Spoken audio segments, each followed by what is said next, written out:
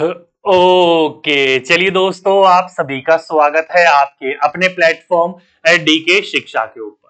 और मैं आपका एजुकेटर डीके गुप्ता। तो जैसे कि दोस्तों आप सभी बच्चों को पता होगा कि मैं आपको आपके आने वाले एग्जाम सीटेट पेपर 1 के लिए क्या करवाते हुए चल रहा था दोस्तों। तो पर्यावरण अध्ययन यानी कि ईवीएस करवाते हुए चल रहा था।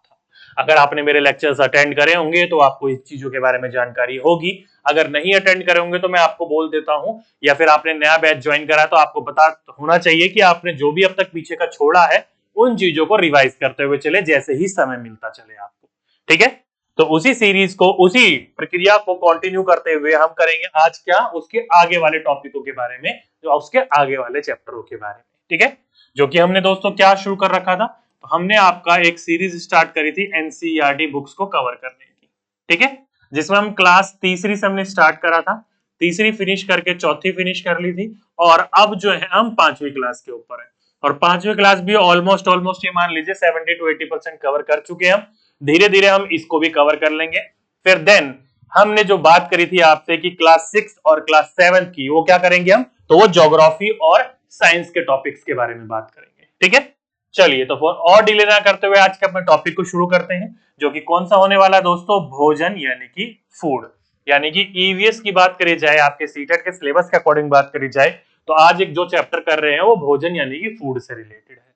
ठीक, चलिए बात करी जाए अपनी कक्षा पांचवी की जो बुक है हम कर रहे हैं, वो कौन सा चैप्टर है, तो वो चैप्टर नंबर है आपका 19वां, 19। अब कई बच्चे कहेंगे सर हम बीच में कई चैप्टर छोड़ चुके हैं। हाँ जी डियर, हमने वो चैप्टर छोड़े जो कि आपके काम के बिल्कुल भी नहीं है, इसलिए हम इस चैप्टर को स्किप कर करके आगे की तरफ बढ़ रहे हैं। ठीक है, चलिए तो नेक्स्ट चैप्टर है 19, जिसमें कहा क्या बोल रखा है, किसानों की कहानी बीज की जुबानी। क्या बोला है कि किसान की क्या क्या कहानी है, कैसे कैसे जद्दोजहद है, वो कौन सुना रहा है आपको, तो एक बीज है, वो बीज सुना रहा है ये सारी की सारी कहानी। ठीक है, तो ये पूरा का पूरा टॉपिक बहुत इंपॉर्टेंट होने वाला है, आपके एग्जाम में यहां से काफी इंपॉर्टेंट क्वेश्चन देखने को मिल चुके हैं। चलिए शुरू करते हैं आज के अपने टॉपिक को। लिख लीजिए सारे के सारे आज का टॉपिक, जो कि है भोजन यानी कि फूड। चलिए तो यहां से शुरू होता है दोस्तों, बोल रहा है कौन है ये बीज, तो ये बोल रहा है कि मैं हूं नन्हा बाजरा। जैसे कि मैंने आपको बोला कि किसानों की कहानी बीजों की जुबानी, तो यहाँ जो बीज है वो कौन है, तो वो है बाजरा का बीज। ये बाजरा का बीज जो है पूरी की पूरी कहानी बता रहा है किसकी, किसान की। तो बोल रहा है कि मैं हूं नन्हा बाजरा। क्या बोला गया है, बोला गया है कि बहुत साल पहले, क्या बात कर रहा है, बहुत साल पहले, कब की बात है, तो सन 1940 की बात है। कब की बात है, तो 1940 आजादी से पहले की बात है। ठीक है, सन 1940 में मुझे लकड़ी के इस सुंदर बक्से में रखा गया था। ये जो बीज बोल रहा है बाजरा, ये सन 1940 में मुझे संरक्षित करके इस लकड़ी के बक्से में, जैसे कि आप ये चित्र देख रहे हो, इस लकड़ी के बक्से में रखा गया था। तो पुराने जमाने में जो किसान होते थे, जो अच्छे बीज उनके उत्पन्न होते थे, फसल जो उत्पन्न होती थी उसमें से जो अच्छे बीज होते थे उनको वो संरक्षित करके रखते थे अगले फसल में इस्तेमाल करने के लिए, बोने के लिए। तो किस में रखते थे, तो लकड़ी के ऐसे सुंदर सुंदर बक्से बनाए हुए थे, उन बक्सों के अंतर्गत वो सील टाइट करके रखा करते थे ताकि बीज खराब ना। ओके, तो यहाँ बोल रहा है कि इस सुंदर से लकड़ी के बक्से में मुझे रखा गया था, और आज मैं तुम्हें अपनी कहानी सुनाना चाहता हूं। तो ये बाजरा बोल रहा है कि आज मैं अपनी कहानी आप लोगों को सुनाना चाह रहा हूं। ठीक है, क्या बोल रहा है, बोल रहा है कि मैं जन्मा था गुजरात के, क्या है, वनगाम में। तो ये वनगाम कहां पर है, तो गुजरात के अंतर्गत है, ध्यान रखिएगा पूछा जाएगा। तो बोला गया कि उस साल बाजरे की फसल बहुत अच्छी हुई थी, गांव में त्योहार का माहौल था। दामजी भाई, अब ये दामजी भाई कौन है, तो ये दामजी भाई वही है जिन्होंने इस बाजरे को उगाया था अपने खेत के अंतर्गत। आगे लिखा है कि दामजी भाई हर साल अच्छी फसल के कुछ बीज अगले साल के लिए रखा करते थे। इसी तरह हम बीजों का वंश चलता, सूखी लौकी को मिट्टी से लीप कर उसमें बीजों को रखा जाता। जैसे कि देखो इसने बोला कि दामजी भाई जो है वो हर साल जो फसल बोते थे उनमें से जो अच्छी फसल के बीज होते थे उनको वो संरक्षित करके रखते थे। अधिकतर जो रखा करते थे वो लकड़ी के बक्से में रखा करते थे, लेकिन जो लकड़ी के बक्से नहीं बना पाते थे वो कैसे करते थे, तो लौकी जो घिया होती है, आप लोगों ने खाई भी होगी, लौकी जो होती है जब वो बेल पर लगी रहती है, आपको पता होगा लौकी का पेड़ नहीं बेल होती है। ठीक है, गांव घर के सभी बच्चे सबको पता है। तो लौकी की जो बेल होती है, लौकी की बेल में ही लौकी को लगा रहने दोगे तो धीरे धीरे धीरे धीरे वो एकदम सूख कर सख्त हो जाती है। तो उस लौकी को अंदर से खोखला हो जाता है, वो खाली कर लेते हैं और उस खाली लौकी को एज ए बोतल के रूप में इस्तेमाल करते हैं। उसके अंदर सारे के सारे जो बीज अगले साल के लिए इस्तेमाल करने हैं उसको उसके अंदर डालकर और ऊपर से सील बंद कर देते हैं। किससे लगाकर? मिट्टी की लेप लगाकर। ठीक है, तो ऐसे करके बीजों को संरक्षित रखा जाता था आगे आने वाले समय में बोने के लिए। तो कैसे रखा? सूखी लौकी के अंदर सारे बीज भर दिए और मिट्टी से लीप लगाकर सील बंद कर दिया उसे। तो इस तरीके से इन बीजों का वंश जो है वो आगे बढ़ा करता था। ठीक है, तो यहां से कुछ क्वेश्चन निकले, जैसे कि वनगाम कहाँ है? गुजरात में है। लौकी को सुखाकर उसके अंदर बीजों को भरकर मिट्टी के लीप कर रखा जाता था। कहाँ के लोग रखते थे ऐसे? तो गुजरात के लोग रखते थे। किसानों का ये बोल सकते हो ट्रेडिशन तरीका है। ओके, तो ये सारी की सारी कहानी निकली अब तक। इन चीजों से जहां जहां क्वेश्चन बन सकता है मैं बताते हुए चल रहा हूं आप लोगों को। ओके, आगे चलते हैं। आगे चलें तो दोस्तों लिखा हुआ है कि सर्दियों में, क्या लिखा है? अभी तक हमने बात करी कि अच्छी फसल हुई थी दाम जी की, इसलिए गांव में कैसा माहौल बना हुआ था? जश्न का माहौल बना हुआ था, त्योहार का माहौल बना हुआ था। ठीक है, तो सर्दियों में खेत में ही ताजी सब्जियों को मसालों के साथ एक मटके में भरते और उसको सील बंद कर देते। देखो जैसे कि नीचे आप ये इमेज में देख रहे हो, ये जो महिलाएं हैं कुछ क्या कर रही हैं? मसालों और सब्जियों को अच्छी तरह से काट पीट कर इन्होंने ही मटके के अंदर भर दिया। क्या कर दिया? मटके के अंदर भर दिया और मटके को क्या कर दिया? सील बंद कर दिया, यानी कि ऊपर से उसका ढक्कन लगाकर मट्टी से लेप लगा दिया या किसी कपड़े से बांध दिया। वैसे मट्टी से लेप लगाया करते हैं ये लोग। ठीक है, तो सील बंद कर दिया उस मटके को। ठीक है, और आगे कोयले के अंगारों में मटके को उल्टा रखकर सब्जी को पकाया गया। अब मटका देखो दोस्तों ऐसा था, उसको ऊपर से सील बंद करा और कोयले के अंगारों पर उसको उल्टा करके रख दिया। कैसे करके रख दिया? उल्टा करके रख दिया और कोयले की आंच में उसको धीरे धीरे पकाया जा रहा था। ठीक है, और ये सारे के सारे कहां हो रहा है? खेतों में। जश्न बन रहा है, खेत में अच्छी फसल हुई है उसके ऊपर में। ठीक है, आगे बोला गया इस पकी सब्जी को कहते हैं ऊंधियू। अब ऊंधियू गुजराती में जो होता है इसका मतलब वो होता है उल्टा। तो ध्यान रखिएगा, आप सही बच्चों को अगर पूछा जाएगा कि मटके के अंतर्गत सारी सब्जियां डालकर मसाला वसाला डालकर सील बंद करके उल्टा आग में पकाया जाता है, इस प्रकार के व्यंजन कहाँ के लोग ज्यादा पसंद करते हैं? तो गुजरात के लोग पसंद करते हैं। और इस प्रकार के व्यंजन से जो बनी हुई विधि होती है उसको ऊंधियू कहते हैं। मतलब एक ऐसा सामग्री जिसको उल्टा करके पकाया गया हो गुजराती भाषा में। ठीक है, तो ये जो भी कर रहे हैं वो क्या कर रहे हैं? ऊंधियू की एक रेसिपी है उस चीज को बनाने की, ये बोल सकते हो पारंपरिक यानी कि ट्रेडिशनल तरीका है। ओके, इंपॉर्टेंट बिंदु है, ध्यान रखिएगा इस बात को। चलिए आगे चलते हैं। आगे बोला है अनाज और सब्जियों के अलावा कभी कभी थोड़ी कपास भी उगाई जाती। क्या बोला गया? कि सब्जी और अनाज, केवल अनाज और सब्जियां ही नहीं उगाई जा रही थी, कभी कभी जो है वो थोड़ी बहुत कपास भी उगा ली जाती थी और सूत की कटाई और बुनाई भी घर में ही चरखों और करखों पर की जाती थी। आप सही बच्चों को पता होगा गांधी जी ने एक चरखे के रूप में आपके बड़ा प्रसिद्ध हुए थे और हमारा जो झंडा था उस पर भी चरखा ही पहले बना हुआ था, अशोक चक्र बाद में आया। ठीक है, तो ये जो है घर में ही कपास उगाते थे, तो घर में ही उसकी सूत की कटाई होती थी। किसके मदद से? तो चरखों और करघों की मदद से। एक तरीके से मान लीजिए चरखा तो सूत बुनने में मदद करता है और करघा जो होता है सारे के सारे कपास को एक डंडे से मार के खन खन खन आवाज आती है, उससे सारी रुइयों को अलग किया जाता है, एकदम मान लो नरम किया जाता है। ठीक है, तो ये पूरी की पूरी विधि बताई गई है। तो पूछा जाए कि सूत की कटाई और बुनाई के लिए किन चीजों का इस्तेमाल किया जाता है, तो चरखों और करघों का इस्तेमाल किया जाता है। एक तरीके से ये मान लीजिएगा ट्रेडिशनल मशीन्स है जिसके द्वारा सूत की कटाई और बुनाई करी जाती थी पुराने जमाने में, पुराने समय में। ओके, इंपॉर्टेंट है, ध्यान रखिएगा। दो क्वेश्चन निकल के यहाँ से, एक ऊंधियू का और एक सूत कटाई और बुनाई का। ठीक है, इंपॉर्टेंट बिंदु थे, आप सभी बच्चों को यहां तक समझ में आ गया होगा। चलिए आगे चलते, आगे चलें तो लिखा हुआ है बदलाव। अब क्या बदलाव आगे भाई उनके अंतर्गत? तो देखो कुछ सालों में गांव में कई बदलाव आए। अब ये जो बीज है वो बोल रहा है कि कुछ सालों में गांव में कई सारे बदलाव आए। कैसे कैसे देखिए पढ़ते हैं। कुछ जगहों पर नहर का पानी पहुंच गया। कहते थे दूर किसी बड़ी नदी पर बनाए बांध से यह पानी यहां लाया गया था। अब देखो दोस्तों यहाँ क्या बोल रखा है इसने कि दूर किसी बड़ी नदी के ऊपर एक बांध बनाया गया, यानी कि पानी को रोका गया और उससे छोटी छोटी नहर निकाली गई।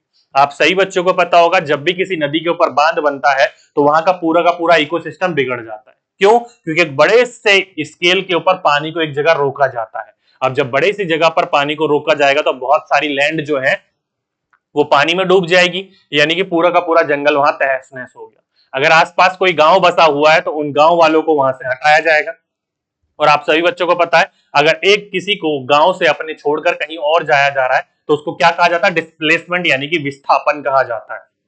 एक जगह से दूसरी जगह पर ले जाया गया। कई बार आपके एग्जाम में पूछा जाता है ना, जब कोई गांव अगर बाढ़ में डूब जाता है तो वहां के लोग कहीं और चले जाते हैं तो उसको क्या कहा जाता है? डिस्प्लेसमेंट यानी कि विस्थापन कहा जाता है। ओके, तो यहां पर ये चीजें देखी गई होंगी, लेकिन इसके कई फायदे भी हैं। जैसे कि इन किसानों को क्या मिला? किसी दूर नदी पर एक बांध बना तो इनके यहाँ पर पानी की जो कमी थी वो दूर हो गई, नहर काटकर यहाँ लाई गई थी। ठीक है, तो बांध से यहाँ पानी लाया गया, फिर बिजली भी पहुंच गई, बस बटन दबाओ तो रोशनी। धीरे धीरे सभी लोग एक दूसरे तरह के गेहूं कपास की फसलें उगाने लगे जिसे बेचकर ज्यादा फायदा हो। तो धीरे धीरे लोगों ने जो सब्जियां होगी, अनाज हो गई, ये कपास हो गई, जो अलग अलग वैरायटी बुआ करते थे, अब जो है लोगों के अंतर्गत होड़ लग गई किस चीज की? एक ही तरह फसल बोने की, जैसे कि गेहूं, जैसे कि कपास। क्यों? क्योंकि इनको बेचने से ज्यादा मुनाफा भी होता था और ज्यादा पैसा भी आता था। ठीक है, तो एक या दो प्रकार की ही फसल रह गई किसानों के बीच में, जिसको बेचकर किसान लोग क्या करा करते थे? अपनी जीविका को और बढ़ाने की कोशिश करते थे, जिन्हें बेचकर ज्यादा फायदा हुआ करता था। तो जैसे कि लोग पहले अलग अलग प्रकार के फसल उगाया करते थे, तो लेकिन अब उन्होंने किसकी जगह ले ली है? तो उन फसलों में गेहूं और कपास ने ज्यादा फसल ले ली है। बार बार हम उसी को ही रिपीट कर रहे हैं ज्यादा पैसे कमाने के लिए। ठीक है, देखा होगा ना आजकल किसान जो है दो तीन प्रकार की फसल उगाते हैं, ज्यादा महंगी फसल नहीं उगाते। जैसे कि फॉर एग्जांपल के रूप में मैं अपने घर की बात करूं तो हमारे यहाँ पर भी क्या है, हम भी किसान परिवार के ही हैं। तो यहाँ पर जो हमारे ताऊ जी किसानी करते हैं गांव में, वो तीन प्रकार की फसल मैंने अधिकतर देखी उनकी, गेहूं, चावल और मक्का। बस ये तीन प्रकार की फसल मैंने देखी। इसके प्रकार ज्यादा से ज्यादा सूरजमुखी उगा लेते हैं, नहीं तो और कोई फसल मैंने उनके वहां पर नहीं देखी जब भी मैं गाँव जाता हूँ। तो आजकल किसान क्या हो गए? तो ऐसी फसल बार बार उगा रहे हैं जिससे उनको ज्यादा फायदा हो। तो ये कुछ बदलाव देखने को मिले जो कि बोला गया किसान के बीजों की जुबानी। ठीक है, आगे लिखा खर्चे पर खर्चा। क्या लिखा है खर्चे पर खर्चा? तो अगले 20 सालों में बहुत से बदलाव आए। गाय बैल नहीं तो गोबर की खाद नहीं। आप सही बच्चों को पता है कि पुराने जमाने में जो खेत वगैरह जोते जाते थे वो किससे जोते जाते थे? बैलों से। दूध वगैरह का इस्तेमाल या बेचने का इस्तेमाल क्या होता था? गाय वगैरह, भैंस वगैरह वाला पाली जाती थी। तो अब जो है उनकी जगह पर क्या ले लिया? ट्रैक्टरों ने ले ली है। जैसे कि आप यहाँ पर देखो, अब ट्रैक्टर बेचारा क्या गोबर करेगा? ठीक है, तो क्या बोला इसने कि 20 सालों में बहुत ज्यादा बदलाव आए। क्या बदलाव है? तो गाय बैल नहीं तो गोबर की खाद नहीं। हसमुख ने नई महंगी खाद डालनी शुरू की। अब ये जो हसमुख है ये वही है दामजी भाई का बेटा। तो हसमुख जो है अब क्या करता है? बाजार से महंगी खाद लेकर आता है और उन खादों को अपने खेतों में डालता है, जैसे कि पोटास, जैसे कि यूरिया। ये क्या है? हमारे फर्टिलाइजर है जो कि केमिकल रूप में इस्तेमाल होते हैं खेतों में। ठीक है, तो अब वो महंगी खाद डालनी उसने शुरू कर दी है। नए बीज ऐसे थे कि उनमें उगी जो फसल होती है उनमें जल्दी कीड़े लग जाते हैं, जैसे कि हाइब्रिड सीड। पहले तो हमारे जो देसी सीड होते थे, एक फसल उगी, उसी फसल में जो अच्छे बीज होते थे उनको रखकर हम अगले साल बोते थे। देसी बीज जो है वो फसल बड़ी देर में देते हैं, जहां हाइब्रिड जो बीज होते हैं वो 2.5 से 3 महीने में फसल आ जाती है। वहीं पर जो देसी बीज होते हैं उनके फसल आने में टाइम लगता है, 5 से 6 महीने लग जाते हैं। लंबा समय लगता है देसी बीजों के अंदर फसल आने में। लेकिन दोनों की अच्छे फायदे भी हैं और अच्छे नुकसान भी हैं। जैसे कि इन हाइब्रिड सीड में फल जल्दी आ जाते हैं, लेकिन इनमें जो कीड़े लगने की संभावना होती है वो ज्यादा होती है। देसी बीजों में कीड़े लगने की संभावना बहुत कम होती है। तो इसलिए इन्होंने बोला नए ऐसे किस्म के बीज आने लग गए जिसको उगी फसल पर क्या आ रहे थे? जल्दी कीड़े लग रहे थे। ठीक है, फसल पर दवाइयों का छिड़काव भी करना पड़ता था। अब भाई कीड़े लग रहे हैं तो कीड़े से बचाव भी करना पड़ेगा, तो उनके लिए केमिकल जो अलग अलग प्रकार के पेस्टिसाइड्स होते हैं उनका इस्तेमाल करने लगे, छिड़काव करने लगे। आगे क्या बोला गया? उफ क्या बदबू थी। अब वो जो बाजरा का बीज है वो कह रहा उफ क्या बदबू थी उस चीज की। हसमुख का काफी पैसा इन सभी पर खर्च होने लगा। नहर का पानी कम हो रहा था। अब हसमुख ने गांव में सभी ने अपने अपने क्या लगा लिए? पंप लगाकर जमीन के बहुत नीचे से खूब पानी खींचा। अब क्या करा इन्होंने कि अब इन्होंने अपना हैंडपंप लगवा लिया, बिजली की मोटर लगवा ली, जमीन के नीचे से खूब ज्यादा पानी निकालना शुरू कर दिया। नहर जो का पानी था वो धीरे धीरे सूख गया था, तो इन्होंने जमीन के अंदर से पानी निकालना शुरू कर दिया। अब जमीन के अंदर पानी निकाल रहे, फिर खर्चा बढ़ गया, तो खर्चे पे खर्चा। मुनाफे का पैसा कहां जाने लगा? बैंक के कर्जों में कटने लगा, क्योंकि बैंक से कर्जा ले रखा है अलग अलग प्रकार के रूप में। तो बैंक का जो मुनाफा हो रहा है जो भी आपका, वो मुनाफे का पैसा बैंक के कर्जों में कटने लगा। मुनाफा भी क्या, जब सभी लोग कपास उगाते तो कपास की कीमत भी कम मिलती और एक ही तरह की फसल बार बार उगाने से और दवाइयों ने जैसे जमीन की जान ही छीन ली थी। खेती करना और उससे अपना गुजारा चलाना अब मुश्किल होता जा रहा था। तो क्या बोला इसने कि जो ये छिड़काव करते थे कीड़ों से बचने के लिए, उसकी बदबू बहुत ज्यादा थी और लोगों को द्वारा जो नहर से पानी मिलता था वो भी अब धीरे धीरे सूख गया। गांव वालों ने क्या लगा लिया, इलेक्ट्रिक मोटर लगा लिए, जमीन के खूब नीचे से पानी दबाकर खींचने लगे। खर्चे पर खर्चा पड़ने लगा और मुनाफे का जो भी पैसा आता था, जो बैंक से कर्जा ले रखा था, उस कर्जे में कटने लगा। और मुनाफा भी क्या, जब सारे के सारे लोग एक ही प्रकार की फसल बोने लगे तो उन फसलों की कीमत भी इनको कम मिलती थी। जैसे कि सभी लोग जो है एक ही प्रकार की फसल बो लेते हैं, तो कपास बो लेते तो कपास की कीमत गिर जाती, जिस वजह से कपास की खेती की कीमत भी उन लोगों को कम ही मिलती थी। और उसके साथ साथ ये एक ही तरह की फसल बार बार उगाने लगे, उनमें ज्यादा से ज्यादा दवाइयों का छिड़काव करने लगे जैसे कि ये, तो वो जमीन क्या हो गई, उन जमीनों की जान चलेगी। आप सही बच्चों को पता होगा, अगर एक ही जमीन के ऊपर आप बार बार एक ही प्रकार की फसल बोओगे, उसमें ज्यादा से ज्यादा दवाइयों का छिड़काव करोगे, तो जमीन क्या हो जाती है, बंजर हो जाती है। जमीन क्या हो जाती है, बेकार हो जाती है, उनकी जान निकल जाती है, उसमें किसी भी प्रकार की फसल बोने लायक वो नहीं होती है। ओके, तो ये सारी की सारी बात यहाँ पर इनके द्वारा यानी कि बीज के द्वारा बोली गई है। और आप सही बच्चों को पता है, धीरे धीरे हम जो है ऑर्गेनिक फार्मिंग की ओर बढ़ रहे हैं, जो हमारे देसी तरीके थे पुराने जमाने में, हम उसी तरीके की ओर बढ़ रहे हैं। क्योंकि ये जो केमिकल वगैरह होता है, यूरिया वगैरह, पोटास वगैरह, ये हमारी सेहत के लिए सही नहीं होते। देखा होगा आपने, दिन प्रतिदिन जो है कैंसर के जो मरीज है वो बहुत ज्यादा बढ़ते जा रहे हैं। क्यों बढ़ रहे हैं, तो इन्हीं कारणों की वजह से ही बढ़ रहे हैं। ठीक है, तो हम धीरे धीरे ऑर्गेनिक की तरफ जा रहे हैं। इतना आसान नहीं है, लेकिन बढ़ रहे हैं उसकी तरफ।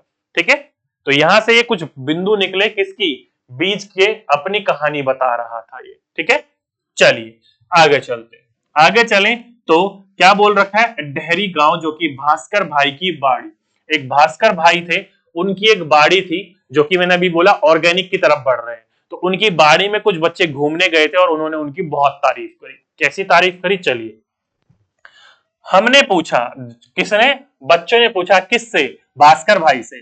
तो भास्कर भाई ने बताया कि इन पौधों यानी कि क्रोटोन को, जैसे जैसे उस बाड़ी के अंतर्गत वो बच्चे घूम रहे थे, उन बच्चों ने बहुत सारे रंग बिरंगे कलर के पौधे देखे।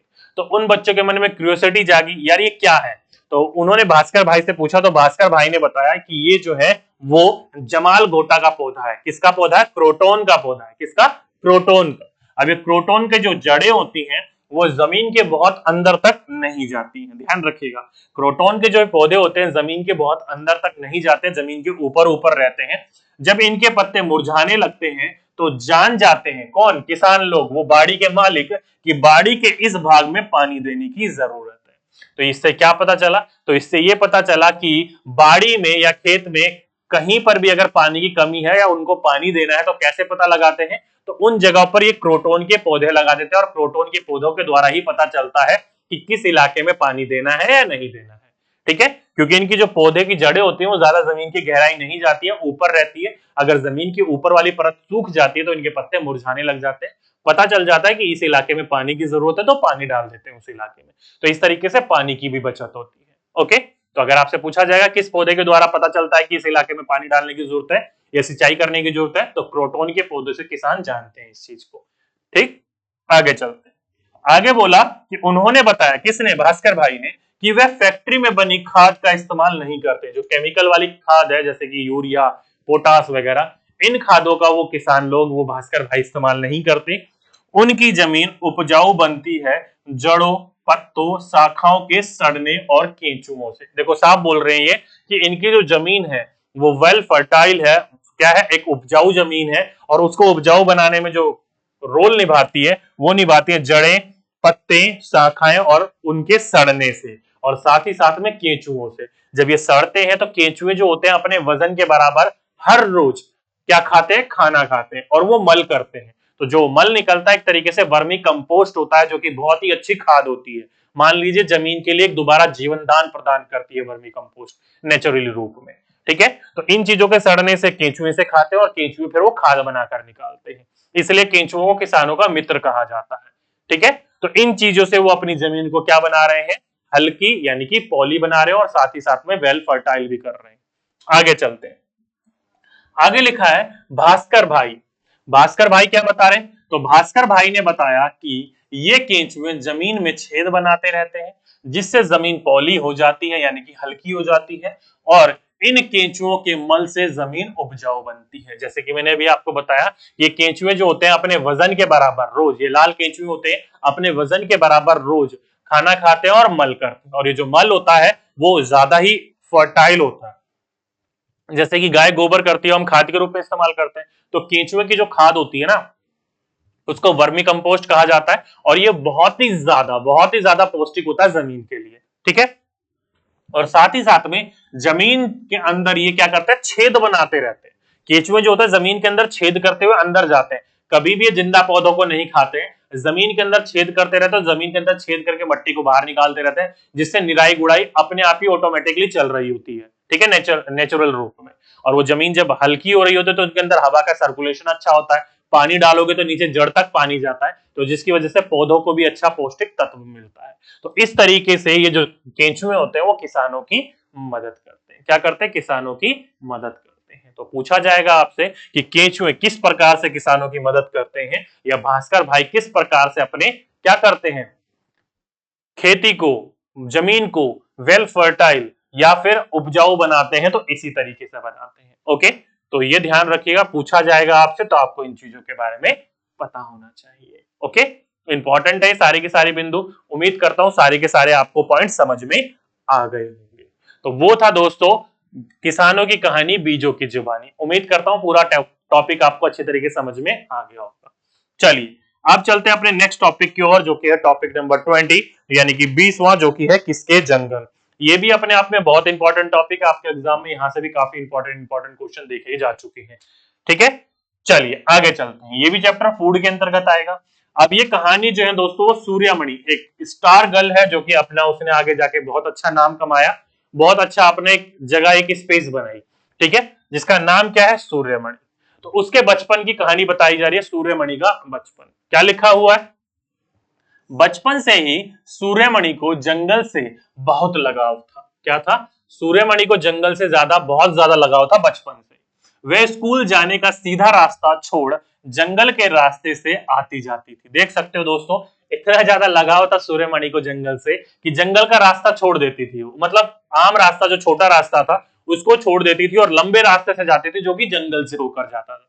इतना पसंद था इसको जंगल। ठीक है, आगे बोला है सूर्यमणि के पिता छोटी सी खेती थी उनकी, और उनका पूरा परिवार पास वाले जंगल से जड़ी बूटी इकट्ठी करके बाजार में बेचता था। उसकी मां बांस की टोकरी बुनकर उस और गिरे हुए पत्तों से पत्तल बनाकर बेचती थी। पर जब से शंभू ठेकेदार आया है, जंगल से एक पत्ता उठाना भी मुश्किल हो गया था। तो देखो दोस्तों, ये सूर्यमणि जो अपने बचपन की कहानी बता रही है, जो कि कहां की रहने वाली है, झारखंड की रहने वाली है।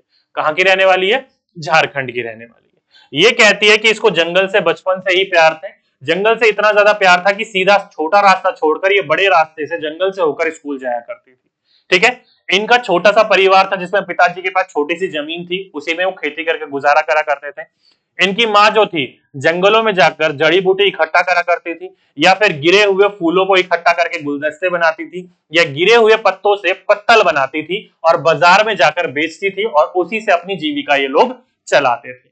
लेकिन जंगल में एक नया ठेकेदार, जो कि सरकार के द्वारा भेजा जाता है जंगल की रक्षा करने के लिए, जब से वो जंगल में आया है, जिसका नाम क्या है, शंभू, वो ठेकेदार जब से आया है, तब से इन जंगलों से इनको पत्तल, गिरे हुए पत्ते, गिरे हुए फूल, जड़ी बूटियों को इकट्ठा करना बिल्कुल नामुमकिन सा हो गया।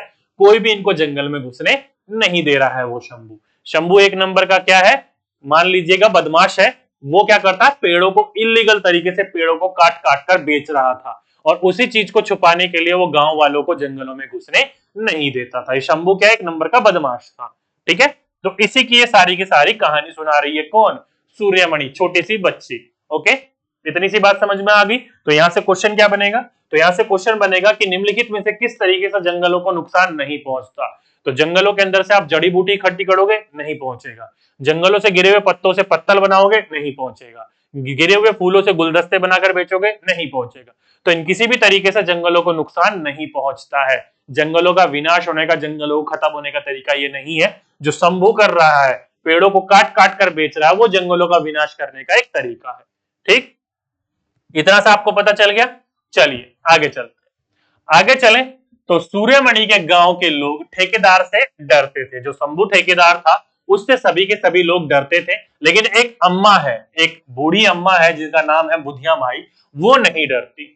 वो कहती है कि इन जंगलों पर हम आदिवासियों का हक है, हम इनके रखवाले हैं, ठेकेदार की तरह हम जंगल काटते नहीं है, हमारे लिए तो जंगल हमारा साझा बैंक है। तो डायरेक्टली अगर आपसे पूछा जाएगा कि निम्नलिखित में से कौन ये कहता है या कौन समुदाय कहता है कि जंगल हमारा साझा बैंक है, तो ध्यान रखिएगा कुडुकू समाज के लोग, ये जो झारखंड के लोग हैं ये कुडुकू समाज के लोग कहलाते हैं। ये लोग जो है वो बैंक मानते हैं अपने जंगल को, साझा बैंक बोलते हैं ये लोग। ठीक है, तो ध्यान रखिएगा जो बुधिया माई थी वो इस ठेकेदार से नहीं डरती थी, वो बोलती है कि हम आदिवासी जो है इन जंगलों पर उनका क्या है, हक है, इनके रखवाले हैं। वो ठेकेदारों की तरह वो इलीगल तरीके से पेड़ों को काट काट कर नहीं बेचती है, और हमारे लिए जो जंगल है हमारा वो क्या है, साझा बैंक है, मेरा या तेरा नहीं, जितनी जरूरत होती है उतना ही हम जंगल से लेते हैं, जंगल का खजाना हम लूटते नहीं है। ये साफ बोल रही है वो अम्मा।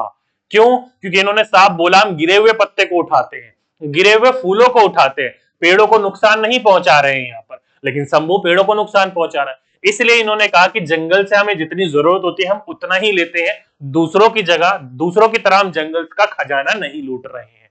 ठीक है, तो ये डायरेक्टली क्या है, स्लोगन है किनका, कुडुकू समाज के लोगों का। ओके, चलिए आगे चलते हैं।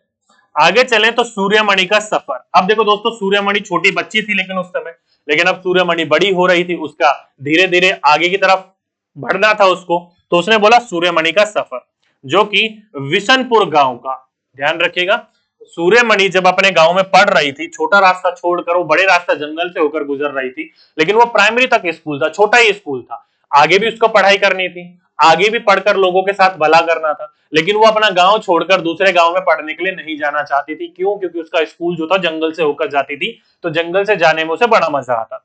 लेकिन उसके चाचा ने, उसके घर वालों ने समझाया कि तू पढ़ेगी लिखेगी नहीं तो अपने समाज की कैसे रक्षा करेगी, अपने समाज के लोगों के बारे में कैसे सोचेगी। तब थोड़ा बहुत सूर्यमणि को इस चीज के बारे में समझ में आया और सूर्यमणि ने अपना गांव छोड़कर पड़ोस के गांव में जाना शुरू करा। किस चीज के लिए? आगे की पढ़ाई करने के लिए। तो वो बिशनपुर गांव का स्कूल देखते ही, पहले तो वो उदास थी, लेकिन जैसे तैसे उसने हिम्मत जुटाई और वो गई। तो बिशनपुर गांव का स्कूल देखते ही सूर्यमणि का जो था वो मन खिल उठा। पहले तो सोच रही थी कि मैं जंगल को छोड़कर जा रही हूं, लेकिन जैसे ही वो बिशनपुर गांव में गई, वो अपना स्कूल देखकर बड़ी खुश हुई। क्यों खुश हुई दोस्तों? क्योंकि स्कूल जो था ना वो घने जंगल के पास जो था। पहले जो था वो घूम कर जा रही थी घने जंगल में, लेकिन इस बार जो उसका स्कूल था वो घने जंगल के पास में ही था, तो इसलिए इस चीज को देखकर वो बहुत ज्यादा खुश हो गई। ओके, आगे बोला है स्कूल में सूर्यमणि ने खूब मेहनत की और स्कॉलरशिप, जिसको इंग्लिश में स्कॉलरशिप और हिंदी में वजीफा कहा जाता है, लेकर बीए पास किया। तो देख सकते हो कि अब सूर्यमणि जो है स्कॉलरशिप की मदद से बीए ग्रेजुएट हो चुकी थी, बड़ी हो चुकी थी सूर्यमणि अब।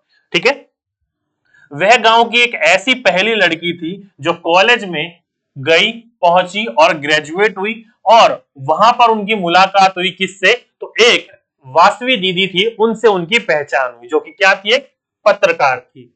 उनके साथ मिलकर सूर्यमणि ने झारखंड जंगल बचाओ आंदोलन का काम करने लगी। तो आप सभी बच्चों को पता है जो शंभू ठेकेदार था, ऐसे बहुत सारे ठेकेदार आए झारखंड में और जंगलों को काट काट कर विनाश कर रहे थे।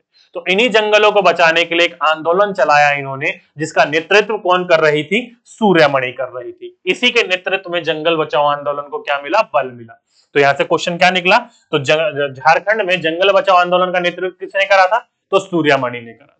ये जंगल बचाओ आंदोलन कहां के जंगलों को बचाने की बात हो रही थी? तो झारखंड के जंगलों को बचाने की बात हो रही थी। ठीक है, तो ध्यान रखिएगा, इंपॉर्टेंट बिंदु है, कई बार आपके एग्जाम में पूछा जा चुका है, तो आपको इस चीज के बारे में पता होना चाहिए। ओके, चलिए आगे चलते हैं। आगे चले तो सूर्यमणि का तोरण इंपॉर्टेंट बिंदु है, ध्यान रखिएगा। सूर्यमणि ने जो ये जंगल बचाओ आंदोलन अभियान शुरू करा था, ऐसे इन्होंने बहुत सारे अभियान करे। जो भी लोगों की आय नहीं मिल रही या फिर किसी से लड़ाई झगड़ा है, कोई उनको घर से भगा रहा है, कोई उनको जमीन पर कब्जा कर रहा है, इन सभी चीजों के छुटकारा दिलाने के लिए सूर्यमणि ने एक एनजीओ की स्थापना करी, एक संस्था की शुरुआत करी, जिस संस्था का नाम रखा उन्होंने तोरांग। क्या नाम रखा? तोरांग। लिखा है कि सूर्यमणि 21 साल की थी जब उसने जो जर्नलिस्ट यानी कि जो पत्रकार दीदी थी, वासवी दीदी, और कुछ अन्य लोगों के साथ मिलकर उनकी मदद से इन्होंने केंद्र खोला था। और उस केंद्र का नाम क्या रखा था उन्होंने? तो रखा था नाम उसका तोरांग। ध्यान रखिएगा, उस केंद्र जो खोला इन्होंने, उस केंद्र का नाम क्या रखा था इन्होंने? तो तोरांग रखा था, जो कि कुडुकू भाषा में, ध्यान रखिएगा, कुडुकू जो समाज के लोग होते हैं, ये कुडुकू समाज के ही लोग थे, झारखंड के रहने वाले, ये कुडुकू लैंग्वेज का इस्तेमाल करते हैं। तो कुडुकू लैंग्वेज में तोरांग का जो मतलब होता है वो होता है जंगल। तो डायरेक्टली कई बार ये क्वेश्चन आपसे पूछा जा चुका है कि निम्नलिखित में से कुडुकू समाज के लोग या कुडुकू लैंग्वेज का इस्तेमाल करते कौन से, कहां के राज्य के लोग इस्तेमाल करते हैं? तो झारखंड के लोग कुडुकू लैंग्वेज का इस्तेमाल करते हैं। या फिर कुडुकू लैंग्वेज के अंतर्गत तोरांग का अर्थ क्या होता है? तो उसका अर्थ होता है जंगल। अब ये तोरांग क्या है? तो सूर्यमणि ने एक केंद्र खोला था जो कि लोगों की मदद करता था, जो कि पीड़ित होते थे किसी भी प्रकार की समस्याओं से, तो उनके लिए ये केंद्र खोला गया था सूर्यमणि के द्वारा, उसी का ही नाम इन्होंने रखा था तोरांग। ओके, इंपॉर्टेंट बिंदु है, ध्यान रखिएगा, आपके एग्जाम में पूछा जाएगा तो आपको पता होना चाहिए इस चीज के बारे में। ठीक, चलिए आगे चलें। तो लिखा हुआ पढ़ो और बताओ। क्या लिखा है कि उड़ीसा के एक स्कूल की 10वीं क्लास की लड़की, क्या नाम है उसका? तो नाम है उसका सिक्किया। उसने एक पत्र लिखा, किसको? उड़ीसा के मुख्यमंत्री को। क्या लिखा? चलिए पढ़ते हैं। देखिए लिखा है कि हम आदिवासियों के लिए जंगल ही सब कुछ है। देखो दोस्तों, अब ये उड़ीसा की लड़की है, अब ये अपने मुख्यमंत्री को एक पत्र लिख रही है कि हमारे लिए हमारे जो जंगल है वही सब कुछ है। ठीक है, लिख रही है कि एक दिन भी जंगल से दूर नहीं रह सकते हैं। कौन? ये सारे के सारे लोग। आगे लिख रही है, तरक्की के नाम पर जंगल में सरकार द्वारा बहुत से प्रोजेक्ट चलाए जा रहे हैं, कहीं बांध बन रहे हैं तो कहीं फैक्ट्री। बिल्कुल सही बात लिखी है कि तरक्की के नाम पर जो सरकार है जंगलों को काटती हुई जा रही है, कहीं पर वो फैक्ट्री बना रही है तो कहीं पर वो बांध बना रही है। आगे लिखा है कि जंगल जिस पर हमारा अधिकार है हमसे छीना जा रहा है। इस प्रोजेक्ट के चलते यह सोचने की जरूरत है कि हम आदिवासी कहां जाएंगे और रोजी रोटी का क्या होगा। इन जंगलों में रहने वाले लाखों जानवर कहां जाएंगे अगर जंगल ना रहे। खानों, क्या लिख रहे हैं? खानों में से एल्युमिनियम जैसे खनिज निकालकर जमीन को खोखला कर दे तो बचेगा क्या? सिर्फ दूषित हवा और पानी और मीलों दूर फैली बंजर जमीन। तो देख सकते हो छोटी सी बच्ची क्या कह रही है कि जंगलों को काटकर जो हम खाने बना रहे हैं, जिसकी जमीन के अंतर्गत से आप एल्युमिनियम निकाल रहे हो, तो जब सारा खनिज जमीन के अंतर्गत से निकाल ही लोगे तो जमीन के अंतर्गत बचेगा क्या? सिर्फ दूषित हवा, पानी और मीलों तक फैली हुई बंजर जमीन। तो देखो दोस्तों, यहां से कहने का मतलब क्या है? तो उड़ीसा के जंगलों को काटकर उसके अंदर खाने बनाई जा रही थी और वहां से जो एल्युमिनियम है, एल्युमिनियम की खाने बना रही जा रही थी। तो डायरेक्टली ये क्वेश्चन पूछा गया था आपसे कि निम्नलिखित में से भारत के किस राज्य में एल्युमिनियम की खाने हैं?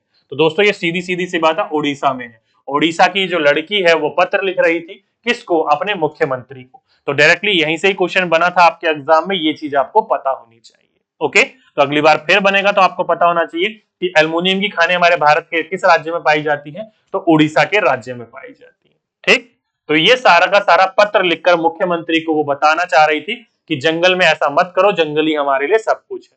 ओके, चलिए इतनी सी बात सभी के सभी बच्चे समझ गए। आगे चलोगे तो एक मैप दिया हुआ है।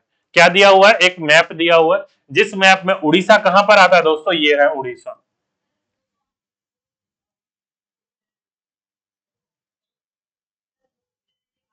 ये जो दोस्तों ये पूरा का पूरा ये क्या है? ये उड़ीसा राज्य है।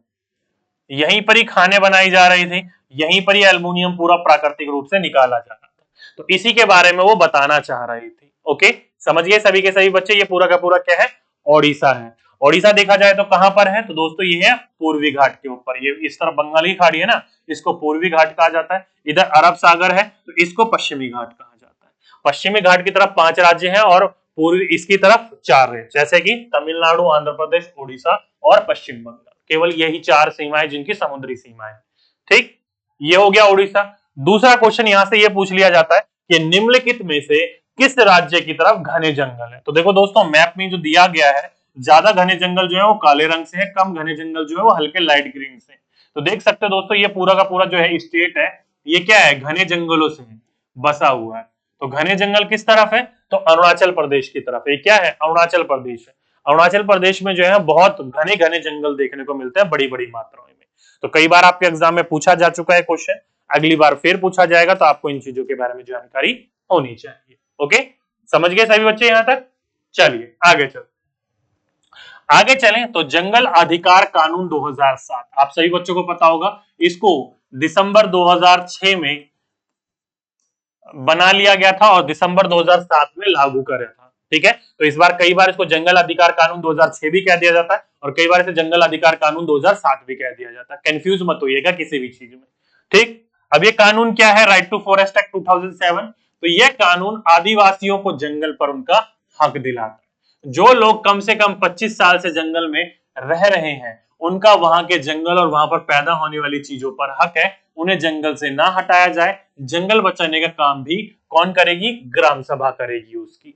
ठीक है, तो ये सारे के सारे पॉइंट क्या है, वो उड़ीसा की बच्ची, वो जंगल बचाओ आंदोलन, ये सारा का सारा जब नेतृत्व करा गया था, ये सारी की सारी बात सरकार तक पहुंची गई थी, तब सरकार ने एक नियम लाया। नियम में बोला गया राइट टू फॉरेस्ट एक्ट उसका नाम रखा गया, जंगल अधिकार कानून 2007 उसका नाम रखा गया।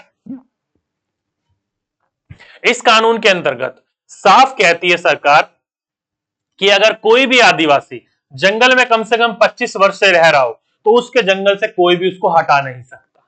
ठीक है, जंगल में जो पैदा होने वाली चीज है उस पर पूरा का पूरा अधिकार जो है उस आदिवासियों का है, और साथ ही साथ में जंगल बचाने का काम भी उन आदिवासियों के ग्राम सभा का है। तो ये पूरा का पूरा नियम यही लाया गया और इसी के अंतर्गत ये बातें कही गई। तो अगर आपसे पूछा जाएगा कि वह कानून कौन सा है जो कि जंगलों पर उनके आदिवासियों का हक दिलाता और कम से कम जो 25 साल से जंगल में रह रहे हो उनको जंगल से कोई भी नहीं हटा सकता, तो वो है जंगल अधिकार कानून 2007, right to forest act 2007। Okay, important बिंदु है, पूछा जाएगा आपके एग्जाम में, कई बार ये पूछा जा चुका है, फिर पूछा जाएगा, तो आपको इन चीजों के बारे में ध्यान होना चाहिए। ठीक है, समझ गए सही बच्चे? चलिए आगे चलते, आगे बोला गया कि मिजोरम में खेती की लॉटरी। आप सही बच्चों को पता होगा कि अलग अलग जगहों पर अलग अलग तरह से खेती करी जाती है, लेकिन मिजोरम हमारा एक ऐसा राज्य है भारत का जहां पर खेती की जो जमीन होती है ना, वो बारी बारी करके लोगों को मिलती है। जैसे कि अधिकतर हमारे यहाँ पर किसानों को क्या होता है, अपनी खुद की खेती होती है, वहां पर खुद अपनी वो खेती कर रहे होते हैं, लेकिन मिजोरम में खुद की जमीन किसी की नहीं है। वहां पर जो ग्राम सभा होती है वो लॉटरी के माध्यम से किसको कितनी जमीन देनी है वो निकालती है, और हर साल जमीन का क्या होता है, अलॉटमेंट होता है। वो लोग ये मानते हैं कि जो जमीन है वो किसी के बाप दादा की खुद की नहीं है, वो सभी का साझा है, सभी का समान अधिकार है उस पर। तो लॉटरी के माध्यम से सभी को जमीन अलॉट करी जाती है और वो जमीन पर उस प्रकार से वो खेती करते हैं। तो इसलिए लिखा गया मिजोरम में जो खेती दी जाती है करने के लिए जमीन, वो एक लॉटरी के माध्यम से दी जाती है। तो पूछा जाएगा कि हमारे भारत में खेती के लिए जमीन अलॉट करी जाती है लॉटरी के माध्यम से, वो किस राज्य में करी जाती है, तो मिजोरम राज्य में करी जाती है। पहला क्वेश्चन इंपॉर्टेंट है, ध्यान रखिएगा, बहुत इंपॉर्टेंट क्वेश्चन है। ठीक है, चलिए लिखिए क्या लिखा है कि इस साल किस परिवार को खेती की कितनी जमीन मिलेगी, इसकी लॉटरी निकलने वाली है।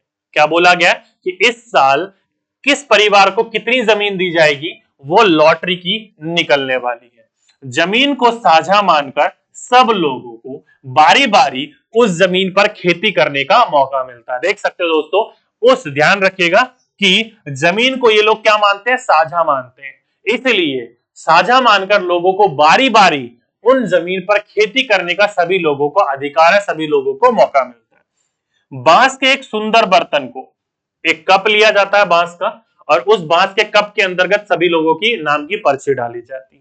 तो बांस के एक सुंदर बर्तन के अंतर्गत सभी पर्चियां डालकर उसको हिलाकर उसमें से एक पर्ची निकाली गई। वाह, वहां पर साइमा, ध्यान रखिएगा, एक स्कूल टीचर थे, उनके सर का नाम आया और परिवार का नंबर पहला आया।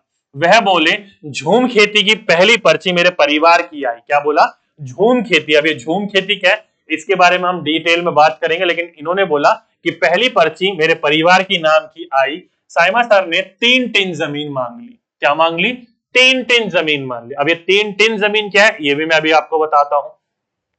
वहां पर एक छोटी सी बच्ची बैठी हुई थी, छोटी बच्ची में मन में एक क्यूरियोसिटी जगी, एक क्वेश्चन जगा। क्या जगा कि वो पूछ बैठी कि 3 टिन जमीन क्या है, 3 टिन जमीन उसने क्या है समझ में नहीं आया, तो उसको एक बुढ़िया अम्मा ने समझाया कि 1 टिन बीज हम जितनी जमीन पर बोते हैं उसे ही 1 टिन जमीन बोला जाता है। कहने का मतलब है जो लोहे का कलस्तर वगैरह होता है ना, जो तेल वगैरह नापा जाता है जिसमें, तो उस 1 टिन के अंदर जितने बीज आते हैं ना, वो बीज जितने जमीन पर बोए जा सकते हैं उसी को हम 1 टिन जमीन बोलते हैं। तो वो 3 टिन हो गई, 3 टिन जमीन, जितने जमीन पर बीज बोए जाएंगे वो 3 टिन जमीन हो गई। तो इस तरीके से जमीन को अलॉट किया जाता है। वहां पर ये नहीं बोला जाता 100 गज 200 गज 1 बीघा 2 बीघा 1 एकड़ 2 एकड़, नहीं, टिन में जमीन को नापा जाता है। 1 टिन जमीन, जितने जमीन पर बीज बोई जा सकते हैं, जो कि लगभग लगभग 20 किलो बीज होते हैं, वो जितने जमीन पर बोई जा सकते हैं उतनी ही जमीन उसको अलॉट करी जाती है। तो ये जो साइमा सर थे इन्होंने बोला कि 3 टिन जमीन इनको चाहिए, तो 3 टिन इनको जमीन मिल गई। तो 1 टिन जमीन कितने बराबर है, जिसमें 1 टिन बीज बोए जा सके, वो 1 टिन जमीन कहलाती है। ओके, इंपॉर्टेंट है, ध्यान रखिएगा। अब इन्होंने बोला कि झूम खेती की पहली पर्ची मेरे परिवार की निकली, तो इनका ये सौभाग्य इन्होंने बोला। अब ये झूम खेती क्या है, चलिए तो झूम खेती के बारे में आप पढ़ लेते हैं कि झूम खेती आखिर है क्या। पहली बात, ये झूम खेती कहां करी जाती है, जिसे स्थानांतरित खेती भी कहा जाता है, जिसे सीढ़ीदार खेती भी कहा जाता है। तो पहाड़ी इलाकों में किया जाता है, जैसे कि मिजोरम। तो झूम खेती कहां करी जाती है, मिजोरम में करी जाती है। आगे बढ़ते हैं, देखिए लिखा है झूम खेती का तरीका निराला है। क्या लिख रहा है ये, कि झूम खेती का तरीका निराला है। एक फसल बाद जमीन को कुछ साल तक आराम करने देते हैं। जैसे कि आपने एक फसल यहाँ बो दी, जैसे कि साइमा सर यहाँ पर एक फसल बो देंगे, तो कुछ समय के लिए उस फसल को बोने के बाद उस फसल की कटाई कर ली जाएगी, फसल अपने घर ले जाया जाएगा। तो उस फसल के बोने के बाद उस जमीन पर कुछ सालों तक कुछ नहीं बोया जाता, उसको खाली छोड़ दिया जाता है। ठीक है, तो लगातार जमीन का इस्तेमाल नहीं होता, उसको आराम करने का भी मौका दिया जाता है। तो कुछ सालों के लिए उस जमीन को आराम करने देते हैं, उसमें खेती नहीं करते। और इस जगह पर जो भी बांस, खरपतवार, जंगल ये उग जाता है तो उसे उखाड़ते नहीं है वो लोग, ये नहीं उखाड़ के फेंक दिया, वो क्या करते हैं, बस उसको वहीं पर ही गिरा देते हैं और उसको वहां पर आग लगा देते हैं, जला देते हैं। और जो जली हुई राख होती है वो जमीन को खाद का, आप सभी बच्चों को पता है जो राख होती है, वुड ऐश होता है, वो फॉस्फोरस का अच्छा माध्यम होता है और फल और सब्जियों को बढ़ने में, फूलों को बढ़ने में पौधों की बहुत अच्छी मदद करता है। ओके, तो जो जलाया गया, जो वुड ऐश निकला, लकड़ी का जो राख निकला, वो राख जो है खाद का काम करती है। ठीक है, जमीन को जलाते हुए आसपास के जंगलों को, आसपास के पेड़ों को ना आग लग जाए, ना जले, जंगलों को नुकसान ना पहुंचे, यह भी देखना पड़ता है। तो जो भी उन्होंने आग लगाई है खेत में, तो उसका भी उन्हें ध्यान रखना पड़ता है कि आसपास के जंगलों में किसी प्रकार की वो आग ना फैल जाए। इन चीजों का भी उन्हें ध्यान रखना पड़ता है। ठीक है, आगे बोला, फिर जब इस जमीन में खेती करने की बारी आती है तो जमीन को जोता नहीं जाता। ध्यान रखिएगा, जब आपने सारी की सारी वहां खरपतवार, बांस वगैरह गिराकर आग लगा दी, राख वाख हो गई है, जमीन में अच्छी तरीके से वो मिल गई है, तो जब जमीन में खेती करने की बारी आई, क्या आई, खेती करने की बारी आई, तो जमीन को जोता नहीं जाता, यानी कि ट्रैक्टर या बैलों की मदद से जोता नहीं जाता उस जमीन को, बस हल्की सी मट्टी से हिलाकर, हल्की सी मट्टी को ऐसी ऊपरी ऊपरी हिलाकर उसमें बीज छिड़क देते हैं। क्या कर देते हैं, बीज छिड़क देते हैं। और ध्यान रखिएगा, एक खेत में एक ही प्रकार के बीज नहीं बोते, एक ही खेत में अलग अलग प्रकार के किस्म के बीज बोते हैं, जैसे कि मकई हो गई, जैसे कि सब्जी हो गई, मिर्च हो गए, चावल हो गए। तो एक ही खेत में अनेक प्रकार की क्रॉप को, यानी कि फसल को ये लोग बोते हैं।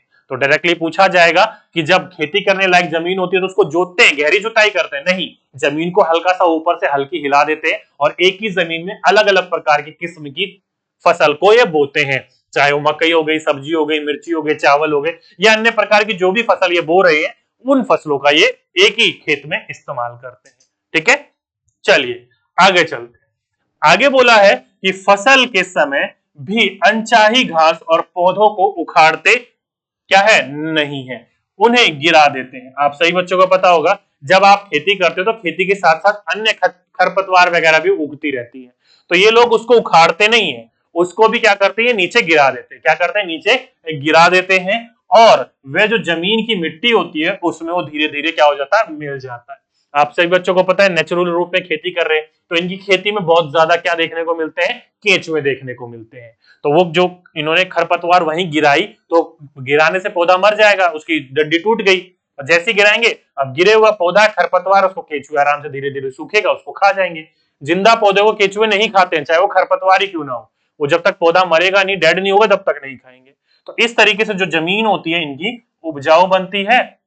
और ध्यान रखिएगा, यहां पर बोल रखा है सड़कें तो है नहीं, यानी कि वहां पर जो रोड वगैरह है वो तो है नहीं, बस ऊंचे ऊंचे क्या है, पहाड़ है। तो जब इनकी फसल तैयार हो जाती है तो अपने घर तक ये फसल को कैसे लाते हैं, तो अपनी सारी की सारी फसल को अपनी पीठ के ऊपर लाद कर, इस पर पीठ के ऊपर लाद कर, एक बड़ी सी टोकरी होती है पीछे बांध लेते हैं पीठ पर, और उस टोकरी में सारा का सारा अपना जो भी अनाज है वो डाल लेते हैं और धीरे धीरे करके ले जाते हैं अपने घर पर। तो सारी की सारी फसलों को ये अपने पीठ पर लाद लेते हैं और इन्हीं उबड़ खाबड़ रास्तों से ये सारे के सारी जो फसल है वो अपने घर तक लेकर आते हैं, और लगभग लगभग हफ्तों लग जाते हैं इनको अपने घर तक ये फसल को पहुंचाने में। ठीक है, तो डायरेक्टली पूछा जाएगा ये लोग अपने घर तक फसल कैसे लेकर जाते हैं, तो अपने पीठ के ऊपर लाद कर ये सारी की सारी फसल अपने घर तक पहुंचाते हैं। ठीक, तो ये सारी की सारी जो टेक्निक बताई मैंने आपको, ये सारी की सारी किस चीज की है, तो ये सारी की सारी टेक्निक झूम खेती की है। किसकी है, झूम खेती की। तो अगली बार आपसे पूछा जाएगा कि झूम खेती क्या है, तो आपको इन चीजों के बारे में पता होना चाहिए, और कहां के लोग करते हैं ये भी पता होना चाहिए। आगे चलते हैं, आगे बोल रखा है कि फसल पकने पर गांव में सबसे बड़ा त्योहार मनाया जाता है। अब देखो फसल पक गई है, फसल अच्छी होगी, नहीं हुई है, कईयों की होगी कईयों की नहीं होगी, तो सारे लोग जो होते हैं यहाँ गांव के वो क्या करते हैं, एक जश्न मनाते हैं, एक त्योहार मनाते हैं, सब साथ में खाना पकाते हैं, खाते हैं और मजे करते हैं, और साथ ही साथ में क्या करते हैं, एक नाच करते हैं, चेराव नाच, जो कि दो दो की जोड़ियों में लोग आमने सामने बैठते हैं और बांस की डंडियों को जमीन पर पटकते हुए इसके अंतर्गत एक स्पेशल प्रकार की मुद्राएं होती हैं जो कि लोग ये करते हैं, जो कि अपने आप को ये उत्साहित, अपने आप की फसल का जो इन्होंने पाया है रिजल्ट, उसकी एक तरीके से क्या करते हैं, त्योहार के रूप में, जश्न के रूप में इस चीज को मना रहे होते हैं। तो चेराव नृत्य कहाँ के लोग करते हैं, तो वो करते हैं मिजोरम के लोग। क्यों, तो अच्छी फसल प्राप्त हो जाती है उसकी खुशी में।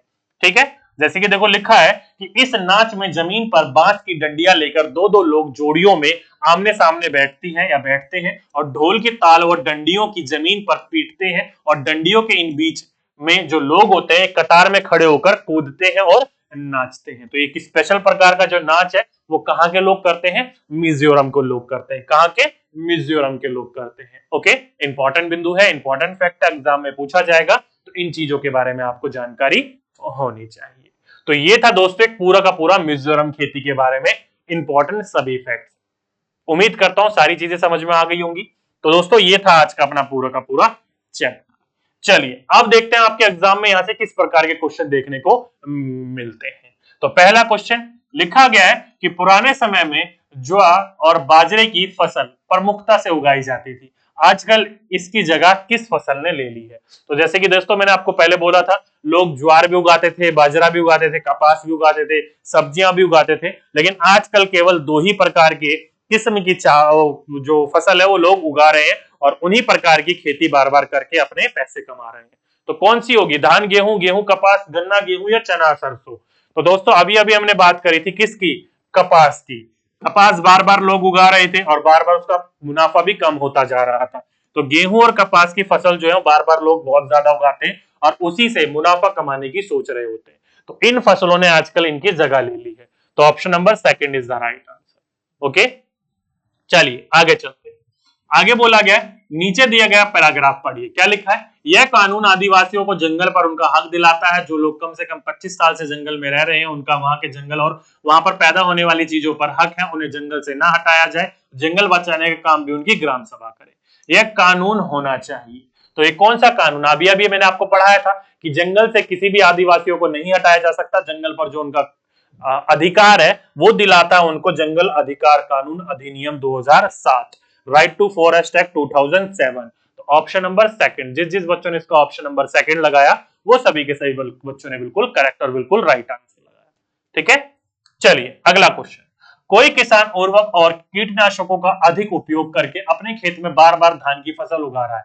ऐसा करने से उसके खेत की मृदा आप सभी बच्चों को पता है कि एक किसान बार बार एक ही प्रकार की फसल उगा रहा है, यानी कि धान की, और ज्यादा से ज्यादा कीटनाशक यानी कि जो पेस्टिसाइड है उसका इस्तेमाल कर रहा है। तो ऐसे करने से क्या होगा, सीधी सीधी सी बात है भाई, जमीन की जान खींच लेगी वो सारी की सारी दवाइयां, वो एक ही प्रकार की किस्म की फसल। तो इससे क्या होगा, जमीन की जान चली जाएगी, यानी कि बंजर हो जाएगी। यानी कि ऑप्शन नंबर थर्ड, जिस जिस बच्चों ने ऑप्शन नंबर सेकंड लगाया, सॉरी, वो सभी के सही बच्चों ने बिल्कुल करेक्ट और बिल्कुल राइट आंसर लगाया। ठीक है, सेकंड सही है इसका बिल्कुल। चलिए आगे चलते हैं। आगे बोला गया किसके नेतृत्व में जंगल बचाओ आंदोलन को बल मिला। अभी अभी हमने बात करी थी दोस्तों, जंगल बचाओ आंदोलन जो है सूर्यमणि के नेतृत्व में, किसके नेतृत्व में, सूर्यमणि के नेतृत्व में, यानी कि ऑप्शन नंबर सेकंड। जिस जिस बच्चों ने ऑप्शन नंबर सेकंड लगाया वो सभी के सभी बच्चों ने बिल्कुल करेक्ट और बिल्कुल राइट आंसर लगाया। सूर्यमणि के नेतृत्व में जंगल बचाओ आंदोलन को बल मिला था। ओके, चलिए, तो ये था दोस्तों आज का अपना ईवीएस का class 5th chapter number 19 and 20। उम्मीद करता हूं अच्छी तरीके से आपको समझ में आ गया होगा। बिल्कुल न्यू पैटर्न के अनुसार मैंने आपको पढ़ाने की कोशिश करी है। कई बार आपके एग्जाम में कुछ घुमा के क्वेश्चन पूछ लिए जाते, तो वो भी मैंने टॉपिक इसमें ऐड कर दिए थे। तो रिवाइज करिएगा समय समय पर जब भी आपको मौका मिले, ताकि आपके आने वाले एग्जाम की आपकी तैयारी होती हुई चले, कहीं बीच में ना रुके। ओके, तो चलिए दोस्तों, ये था आज का अपना पूरा का पूरा इंपॉर्टेंट आज का टॉपिक। उम्मीद करता हूं सारी चीजें समझ में आ गई होंगी।